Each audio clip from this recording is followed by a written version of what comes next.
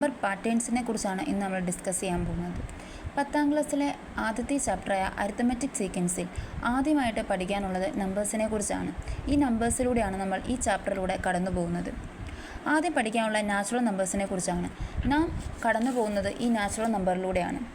1, 2, 3, 4, 5 etcetera. ഇത്തരം നമ്പേഴ്സിന് 1 മുതൽ അങ്ങ് പോവാണ്, ഇൻഫിനിറ്റായിട്ട് പൊയ്ക്കൊണ്ടിരിക്കുകയാണ്. അത്തരം നമ്പേഴ്സിന് നാച്ചുറൽ നമ്പേഴ്സ് എന്നാണ് പൊതുവെ പറയുന്നത്. ഇവൻ നമ്പേഴ്സ് എന്നാൽ 2 വെച്ച് ആഡ് ചെയ്ത് പോവാണ്. 2, 4, 2ൻ്റെ ഗുണിതങ്ങളെയാണ് ഇവൻ നമ്പേഴ്സ് എന്നും. ഓഡ് നമ്പേഴ്സ് എന്നാൽ ഒറ്റ സംഖ്യകളാണ്. 1, 3, 5, 7 ഇത്തരം സംഖ്യകളെ ഓഡ് നമ്പേഴ്സ് എന്നും. പൊതുവെ ഹോൾ നമ്പേഴ്സ് എന്നാൽ 0 ഇൻക്ലൂഡ് ചെയ്ത നമ്പേഴ്സിനാണ് ഹോൾ നമ്പേഴ്സ് എന്ന് പറയാറുള്ളത്. നാച്ചുറൽ നമ്പേഴ്സ് എന്നാൽ 1, 2, 3, 4 1 തൊട്ട് സ്റ്റാർട്ട് ചെയ്യുകയും ഹോൾ നമ്പേഴ്സിൽ 0 ആഡ് ചെയ്യുകയും ചെയ്യുന്നതിനെയാണ് ഹോൾ നമ്പേഴ്സ് എന്ന് പറയുന്നത്. എല്ലാവർക്കും തെറ്റിപ്പോകുന്നൊരു കാര്യമാണ് ഹോൾ നമ്പേഴ്സും നാച്ചുറൽ നമ്പേഴ്സും. അതുപോലെ തന്നെ ഇൻറ്റീജേഴ്സിനെ കുറിച്ച് ഇവിടെ പറയുന്നുണ്ട്. ഇൻറ്റീജേഴ്സ് എന്ന് വെച്ചാൽ എന്താണ്? നെഗറ്റീവ് നമ്പേഴ്സ് ഇൻക്ലൂഡ് ചെയ്യുന്നതിനാണ് ഇൻറ്റീജേഴ്സ് എന്ന് പൊതുവെ പറയുന്നത്. -3 എക്സെട്ര, -4, -3, -2, -1 എക്സെട്ര, 0, 1, 2, 3, 4 ഇത്തരം സംഖ്യസിന് ഇൻറ്റീജേഴ്സ് എന്ന് പൊതുവെ പറയുന്നു.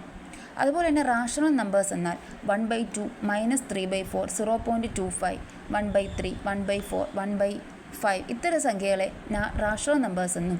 ഇറാഷണൽ നമ്പേഴ്സ് എന്നാൽ √2, √3, √4, π ഇത്തരം സംഖ്യകളെ ഇറാഷണൽ നമ്പേഴ്സ് എന്നും നാം പൊതുവെ പറയുന്നു. പ്രൈം നമ്പേഴ്സ് എന്നാൽ വിഭജിക്കാൻ സാധിക്കാത്ത സംഖ്യകളെ പറയുന്നതാണ് പ്രൈം നമ്പേഴ്സ്. ഇവിടെ പ്രൈം നമ്പേഴ്സിൻ്റെ ഒരു ഡെഫിനിഷൻ പറയുന്നുണ്ട്. ഒന്നിനും തന്നെയും മാത്രം വിഭജിക്കാവുന്ന സംഖ്യയാണ് പ്രൈം നമ്പേഴ്സ് എന്ന് പറയുന്നത്.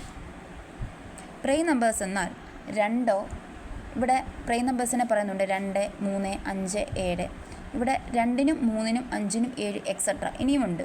അത്തരം സംഖ്യകളെ തന്നെയോ 2നെ നോക്കിയാൽ അറിയാൻ പറ്റുന്നതാണ്. 2നും 1നും മാത്രമേ 2നെ ഗുണിതങ്ങളായിട്ടുള്ളൂ. അതുപോലെ തന്നെ 3നും 3ഉം 1ഉം മാത്രമേ 3നും ഗുണിതങ്ങളായിട്ടുള്ളൂ. അങ്ങനെ 5നും 7നും തന്നെയും 1 മാത്രമേ ഗുണിതങ്ങളായിട്ടുള്ളൂ. അത്തരം സംഖ്യകളെയാണ് നമ്മൾ പ്രൈം നമ്പേഴ്സ് എന്ന് പറയാറുള്ളത്. അതുപോലെ തന്നെയാണ് കോമ്പോസിറ്റ് നമ്പേഴ്സിൻ്റെ കാര്യവും പറയുന്നത്.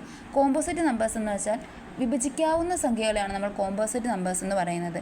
4, 6, 8 2ൻ്റെ ഗുണിതങ്ങൾ, 3ൻ്റെ ഗുണിതങ്ങൾ അങ്ങനെ ഒരുപാട് സംഖ്യകളുണ്ട്. അത്തരം സംഖ്യകളെ കോമ്പോസിറ്റ് നമ്പേഴ്സ് എന്ന് നമ്മൾ പൊതുവെ പറയുന്നു. വിഭജിക്കാൻ പറ്റുന്ന സംഖ്യകളെ. ഇവിടെ 100ന് താഴെ എത്ര പ്രൈം നമ്പേഴ്സ് ഉണ്ട് എന്ന് ചോദിച്ചാൽ 100ന് താഴെ 25 പ്രൈം നമ്പേഴ്സാണ് ഉള്ളത്. അതിൽ 50ന് താഴെ 15ഉം 100ൽ താഴെ 10ഉം ആണ് പൊതുവെ പറയുന്നത്. അങ്ങനെ 25 പ്രൈം നമ്പേഴ്സാണ് 100ന് താഴെ ഉള്ളത്.